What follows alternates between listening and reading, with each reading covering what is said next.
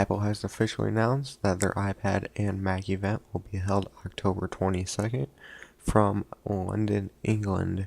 I am Jared from the Computer Job, and I'm going to be talking to you about what we might see at that event. Alright, so the first thing we're going to see is new iPads and iPad 5. And the 5 should possibly have an upgraded Retina.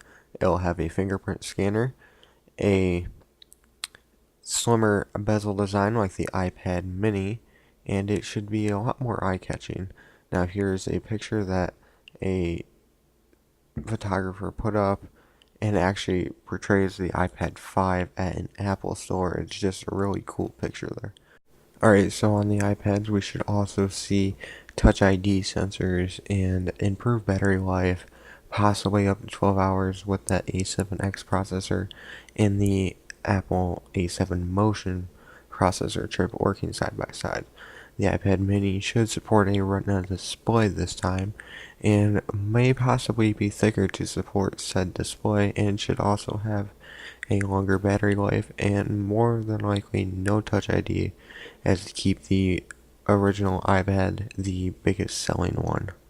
Alright, so moving on, the next thing we might see is Mac Pros upgraded with the Haswell processor, which could give them probably 12 to 15 hours of battery life, just always depending on what there is.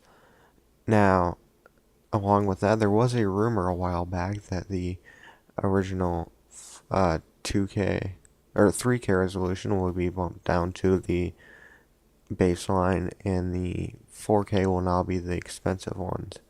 Anyways, we'll move on to the Mac Pro, and that's actually a keyword they think might come with it.